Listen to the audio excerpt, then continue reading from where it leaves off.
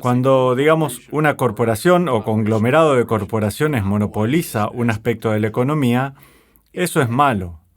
Pueden poner los precios a su antojo, eliminan la competencia, excluyen a la gente de la participación libre dentro del mercado, suben los precios. Todo eso es visto como algo no saludable dentro del sistema capitalista.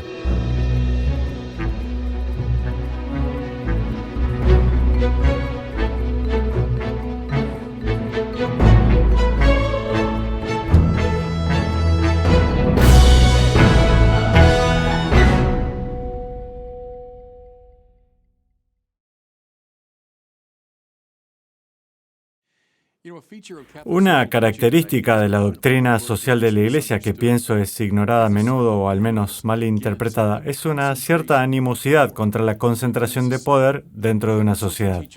La doctrina social de la Iglesia quiere que el poder sea distribuido lo más ampliamente posible, lo que parece ser más justo y verdaderamente más eficiente. Ahora bien, podemos ver esto más inmediatamente en el orden económico, pero esto rige también en el orden político y en el orden cultural. Las hiperconcentraciones de poder, sostiene la doctrina social de la Iglesia, son algo malo. Miremoslo primero desde la perspectiva económica, de nuevo tal vez la más obvia. Cuando, digamos, una corporación o conglomerado de corporaciones monopoliza un aspecto de la economía, eso es malo. Pueden poner los precios a su antojo, eliminan la competencia, excluyen a la gente de la participación libre dentro del mercado, suben los precios. Todo eso es visto como algo no saludable dentro del sistema capitalista. Regresemos ahora a los inicios del siglo XX y la política antimonopolios de Theodore Roosevelt. Bien, estaba en contra de esa clase de monopolización dentro de la economía. O piensen en nuestros días, muy recientemente en el Congreso hubo acciones contra Google y Facebook y algunos de los grandes conglomerados tecnológicos por la misma razón. Había muchísimo poder económico que se concentraba en un lugar. Sé que cuando se habla de esto, bueno, entonces estás abogando por la redistribución de la riqueza. La gente se pone nerviosa porque piensa directamente en el gobierno haciéndolo. Bueno, la doctrina social de la Iglesia ciertamente piensa que el gobierno puede hacer eso hasta cierto punto. Tomen a las políticas antimonopolios como un ejemplo. Requisito de salario mínimo, limitación de la jornada laboral, otras formas en que el gobierno puede regular la economía. Los impuestos mismos son una especie de redistribución de la riqueza. Pero la doctrina social de la Iglesia sostiene también que los pulsos naturales de la economía de mercado pueden lograr esto. Piensen en Centesimus Annus de Juan Pablo II, que dice que el logro de rentabilidad en sí mismo es una manera de redistribuir la riqueza. Ahora, ¿por qué?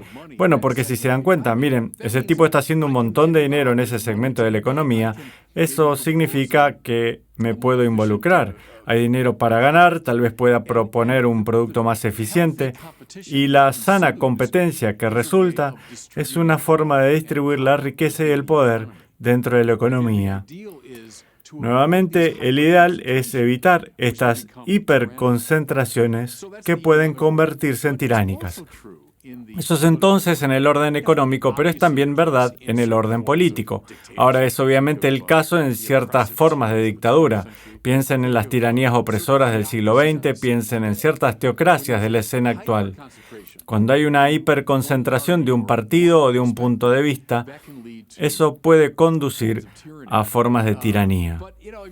Pero si piensan, todo eso es un asunto lejano, en verdad no se aplica a mí, no lo sé. Miren en mi estado de residencia, California.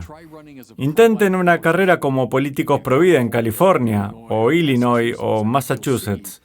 Creo que notarán cómo luce la hiperconcentración de poder político. Cuando hay un estado o ciudad que ha sido gobernado por un partido durante décadas, eso es casi la fórmula de la corrupción política. Así que la doctrina social de la Iglesia quiere que el poder en el orden político esté más ampliamente distribuido. Tal vez una variedad más amplia de partidos políticos, de puntos de vista.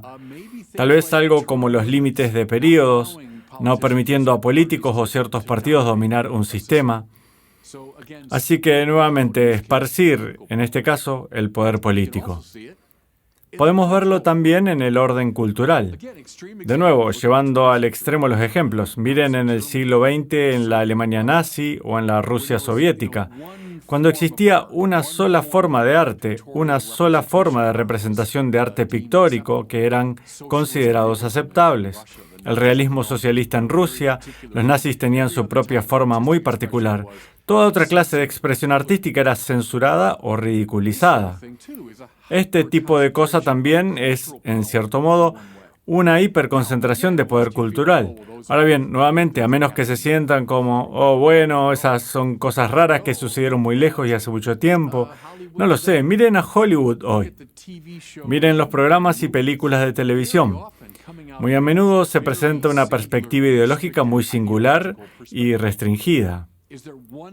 ¿Existe un tipo de arte, en otras palabras, una perspectiva estética ideológica que es vista como legítima? Bueno, eso excluye a todo tipo de gente de participar en el campo cultural. Es una hiperconcentración de poder. La doctrina social de la Iglesia está en contra de esta clase de cosas. Quiere que el poder económico, político, cultural esté distribuido ampliamente. De nuevo, esto no significa que esto tenga que suceder mediante un decreto del Estado. Existe todo tipo de medios por los cuales puede darse este tipo de distribución. Y de hecho, una de las formas de justicia más básicas afirmadas por la doctrina social de la Iglesia es llamada justicia distributiva. Esto es tomar los bienes del mundo, que tienen un destino universal, ya que están verdaderamente diseñados para todos, y asegurarse que son distribuidos tan amplia y humanamente como sea posible.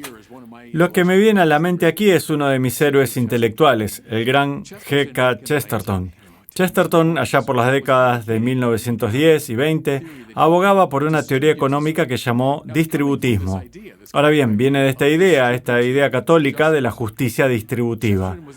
Chesterton estaba obviamente incómodo con las maneras del socialismo y el comunismo que estaban en ascenso en su época, pero también estaba muy incómodo con una especie de capitalismo o economía de libre mercado indisciplinado y restricto que también producía una hiperconcentración de la riqueza. Lo que a él le gustaba mucho más era una situación política y económica distribuida más localmente, más ampliamente. Justo hace poco estaba leyendo una interpretación muy buena del gran comentarista de Chesterton, Dale Ahlquist, y sugería que el término distributismo nunca lo cautivó. Y es un poquito raro a menos que vean la conexión con la justicia distributiva.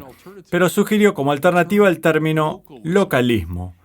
Y no está mal porque Chesterton estaba en contra de esta clase de grandes conglomerados de poder en el alto nivel, en lo económico, político, cultural. Y le gustaba lo que estaba más cerca del suelo, distribuido ampliamente dentro de la sociedad. Entonces, distributismo, localismo. Ya que estamos, si quieren verlo expuesto vívidamente en lo artístico, vayan y consigan las películas El Señor de los Anillos. Lo que ven en La Comarca, porque por supuesto Tolkien fue muy influenciado por Chesterton, lo que verán en La Comarca es a los hobbits viviendo sencillamente, cerca del suelo, la gente manejando sus propios pequeños negocios, haciendo sus propias herramientas, etc. Y noten la gran animosidad de Tolkien contra Sauron, esta gente que tenía esta especie de grandes complejos industriales. Bueno, ese fue su comentario contra esa especie de capitalismo industrial de su propio tiempo. Así que, nuevamente, la doctrina social de la Iglesia, que pienso es muy a menudo mal interpretada y devaluada, corta transversalmente a la extrema izquierda tanto como a la extrema derecha. Llama a la distribución universal de los bienes tanto como a la propiedad privada. Quiere que el poder, que es visto como legítimo, el poder no es algo malo, porque Dios es todopoderoso, que quiere que el poder sea distribuido política, económica y culturalmente tan ampliamente como sea posible. Muchas gracias por mirar este video. Si les gustó, los animo a compartirlo y a suscribirse a mi canal de YouTube.